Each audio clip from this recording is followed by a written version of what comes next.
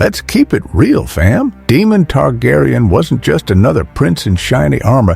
He was literally an aura factory. The man didn't walk into a room. He altered the vibe of the entire realm. Some called him a hero. Others swore he was a villain. But one thing everyone agreed on, the rogue prince had riz. And not just a little, let me buy you a drink riz. No, Daemon had legendary charisma, the type that could turn enemies into allies, flip scandals into flexes, and still leave people obsessed with him centuries later. Today, we're breaking down how Daemon Targaryen became the biggest aura farmer Westeros has ever seen. No cap. Born with aura.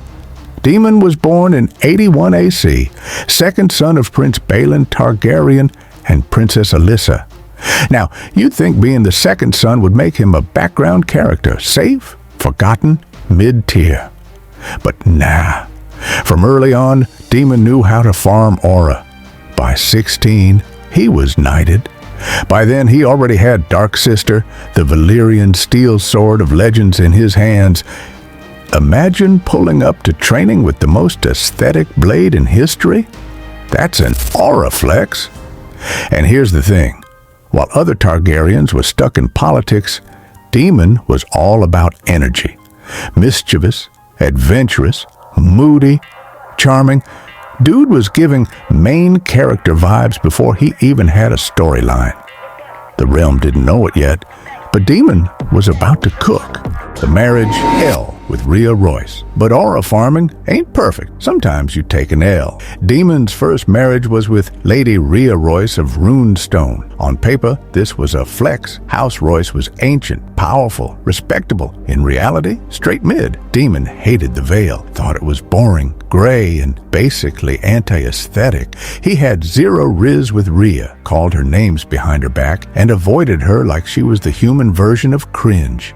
This was Daemon's first big aura clash. He couldn't bend this vibe to his will, and instead of farming aura, he looked stuck. If anything, it showed the world Daemon wasn't built to play nice in someone else's lane. He needed his own spotlight. Gold Cloak era, peak aura farming. Now, here's where Daemon levels up. When Viserys put him in charge of the City Watch, Daemon turned a dusty, ragged squad of guards into one of the most iconic armies in Westeros. Golden cloaks, black armor, swords sharp enough to make criminals shake. Overnight, Daemon turned the gold cloaks into a brand. No cap. He invented drip-based law enforcement. And he didn't just give them armor, he gave them purpose. He raided King's Landing, punished criminals with brutal precision, cutting off hands, slitting noses, gelding predators. Harsh? Yeah. But effective? Absolutely. The streets went from chaos to order.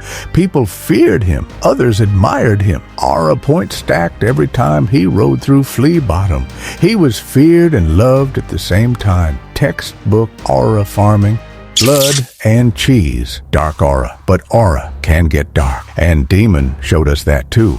After his son Lucerys was killed, Daemon orchestrated one of the most savage revenge plots in history. Blood and cheese? He didn't wield the blade himself, but he set it in motion. A mother forced to choose which child would die. That's nightmare fuel. This was aura farming gone toxic.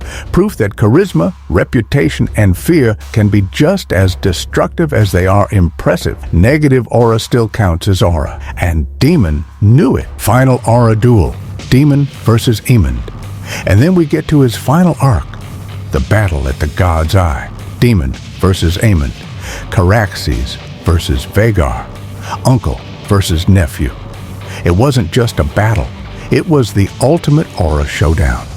These two dragons clashed in the skies, fire lighting up the world.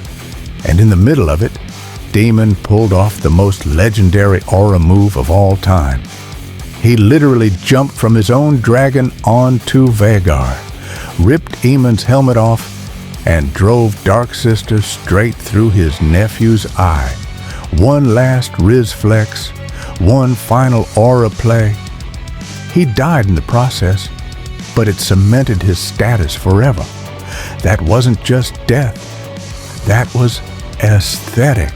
Aura immortal. Daemon Targaryen didn't live a safe life. He didn't live a peaceful life. He lived an aura life. Hero, villain, doesn't matter.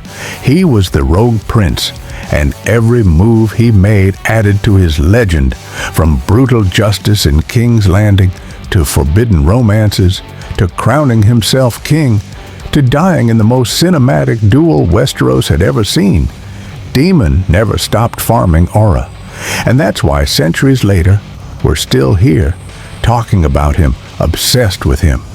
Because Riz fades, crowns crumble, dragons die. But aura? Aura is immortal.